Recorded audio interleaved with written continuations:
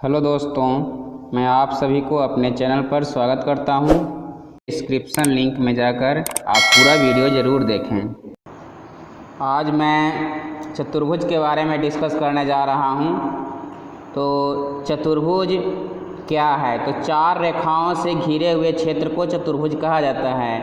चार रेखाओं से या चार भुजाओं से घिरे हुए क्षेत्र को चतुर्भुज कहा जाता है। यानी कोई भी चार गो रेखा से घिरा हुआ है उसे हम चतुर्भुज कहेंगे।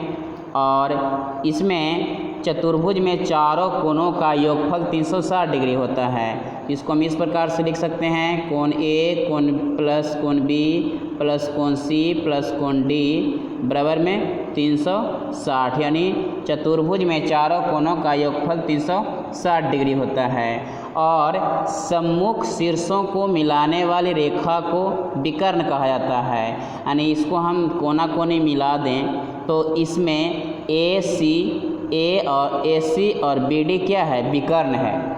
ए सी और बी डी विकर्ण है। आगे फिर हम समझेंगे। चतुर्भुज के प्रकार में पढ़ना है वर्ग। तो सबसे पहले हम वर्ग के बारे में जानते हैं। वर्ग क्या है? तो वर्ग वह चतुर्भुज है जिसकी चारों भुजाएं बराबर हो, जिसकी चारों भुजाएं बराबर हो और प्रत्येक कोण समकोण हो, उसे वर्ग कहा जाता है। वर्ग वह चतुर्भुज है जिसकी चारों भुजाएं बराबर हो। वर्ग वह चतुर्भुज है जिसकी चारों भुजाएं बराबर हो और प्रत्येक कोण समकोण हो। समकोण का मतलब है कि प्रत्येक कोण 90 डिग्री का होता है। प्रत्येक कोण 90 डिग्री का होता है। चारों भुजाएं बराबर और प्रत्येक कोण समकोण होता है, उसे वर्ग कहा जाता है। और वर्ग के विकर्ण हमेशा बराबर होते हैं। वर्ग के विकर्ण यानी तिरछा तिरछी हम मिला दें तो ये विकर्ण होते हैं। तो वर्ग के विकर्ण बराबर होते हैं। उसके बाद है आयत। तो आयत क्या है? आयत वह चतुर्भुज है जिसकी आमने सामने की भुजाएं बराबर हो।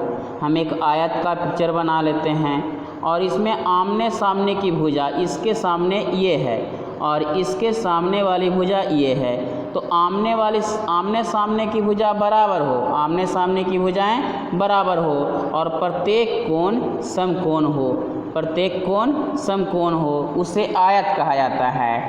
तो जिस प्रकार से वर्ग के विकर्ण बराबर होते हैं उसी प्रकार से आयत के भी विकर्ण बराबर होते हैं। आगे जाकर हम सूत्र में चर्चा करेंगे। फिर जाकर के इसके सूत्र आयत हो, वर्ग हो, समांतर चतुर्भुज, समचतुर्भुज, जितने भी चतुर्भुज हैं। उसके बाद है समांतर चतुर्भुज। तो समांतर चतुर्भुज क्या है? वह चतुर्भुज जिसकी आमने सामने की भुजाएं बराबर एवं समानांतर हो। वह चतुर्भुज जिसकी आमने सामने की भुजाएं क्या हो? बराबर हो और समानांतर हो। समानांतर का मतलब है दो वैसी रेखा जिसके बीच की दूरी हमेशा बराबर हो, उसे समानांतर कहा जाता है। तो आमने सामने की भुजाएं बराबर, इसके सामने ये हुआ और इसके सामने ये हुआ। तो आमने सामने की भुजाएं बराबर एवं समानांतर हो, उसे समांतर चतुर्भुज कहा जाता है। और समांतर चतुर्भुज के सम्मुख कोण बराबर होते हैं। सम्मुख कोण यदि इसे नाम दे दें हम ए बी सी और डी, तो सम्मुख के मतलब सामने।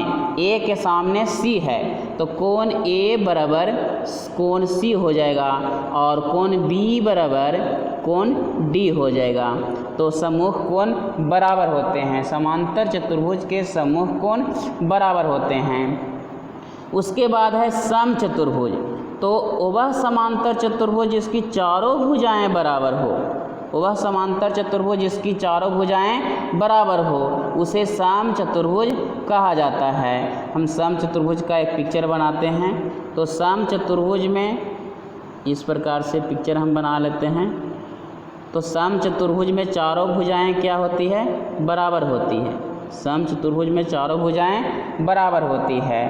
तो समचतुर्भुज वह समांतर चतुर्भुज जिसकी चारों भुजाएं बराबर हो तो उसे समचतुर्भुज कहा जाता है। और इसका विकर्ण एक दूसरे को लंब काटता है, अर्थात 90 डिग्री पर काटता है, समकोण पर काटता है।